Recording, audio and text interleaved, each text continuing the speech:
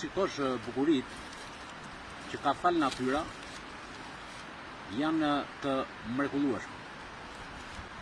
Unë po shikoj me vëmendje luginën e Shkuminit, një lugin ndër më të bukurat, jo vetëm në qarkun e Elbasanit, apo nga Durrësi dhe deri në vendin ku fillon të rrjedhë i Shkumbini, por në Ballkan dhe më gjatë. Kjo do një plan të mirëfillt zhvillimor në të gjitha komponentat e saj. Çfarë them, i mbetet në dorë pushtetit lokal dhe pushtetit qendror që të japi hapësira dhe mundësi që investitor, vendas dhe të huaj të bëjnë atë që duhet në raport me këtë lugim panoramike. Po të dëgjosh çdo ditë në rrjetet sociale, në mediat vizive dhe të shkruara, anatemojnë, thjesht përçojnë energji negative dhe në darkë harmonizojnë problemet me njëri tjetrin, duke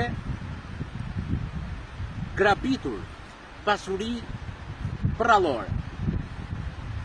Dhe më në fund adoptojnë ligje, i përshtasin ato si e si që këto pasuri ti legalizojnë. Duhet jem koherent dhe konkret në këto që flas.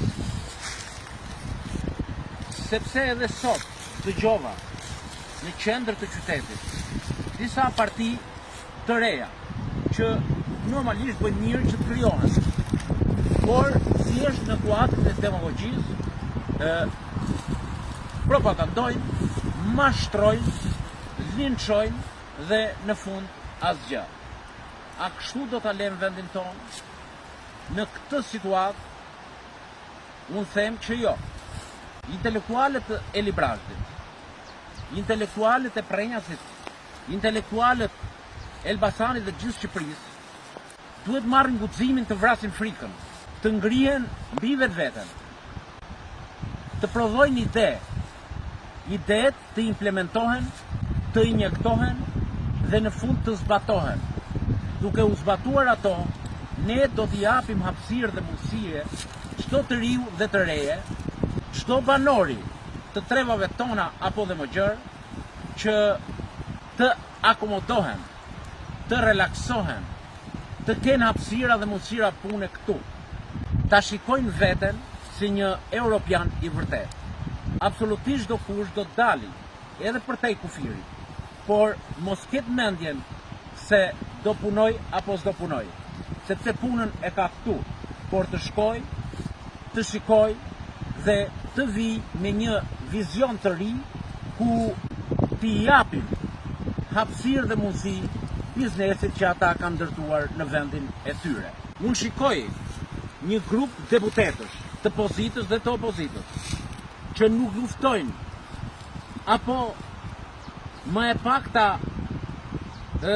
të justifikojnë votat e qytetarëve që morën në 25 prill 2021, por mendojnë se si do t'jenë deputet përsëri në vitin 2025.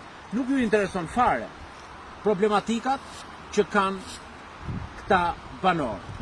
Nuk ju intereson fare për njerëzit që i votuan, por ju intereson se si të gjenë shokun, mikun e shokut dhe të listohen në listat të sigurta për të qenë deputet. Prandaj lindë e nevojshme që populli shqiptar të bashkalidhet me gjithë fuqinë e zemrës dhe shpirtit, që të hapen listat, të votojnë emigrantët, të rregullohet kodi zgjedhor në të gjithë komponentët e tij, që mos ketë mundësi të vjedhen, por të respektohet verdikti i popullit. Ne çdo ditë po shikojmë se si po arrestohen drejtorë, ministra, ish-ministra, zëvendësministra, të gjithë ata që kanë pasur funksione të rëndësishme publike dhe po shkojnë prapahekurat. Ç'do të thotë kjo? Kjo do të thotë se korrupsioni apo më saktë vendi jonë noton në korrupsion. Në një kraha është korrupsioni, në krahun tjetër mbi 90% është varfëria. Atëherë çfarë duhet bëjmë? Duhet të heshtim? Jo. Prandaj edhe një herë, unë kam zgjedhur këtë vend për të dhënë këtë deklaratë publike, për ta gërshetuar atë me bukuritë e natyrës dhe pamundësitë e popullit për ta vënë në shërbim të vetes këtë pasuri,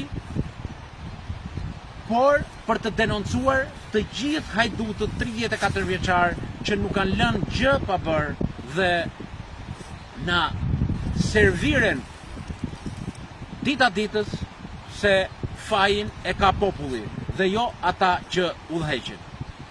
Të dashur bashkëqytetar, ne duhet ta shikojmë njëri tjetrin në sy, duke gërshetuar resurset me mendjen dhe t'i japim goditjen përfundimtare bandës njerëzve që janë lidhur me njëri tjetrin, edhe pse ndajnë bindje të ndryshme,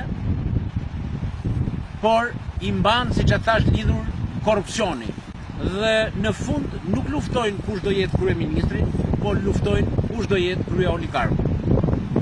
Absolutisht të njëjtat firma, të njëjtat korporata, të njëjtat shoqëri kanë qenë në kohën kur drejtonte Partia Demokratike, të njëjtat janë sot që drejton Partia Socialiste. Pra, ku është ndryshimi?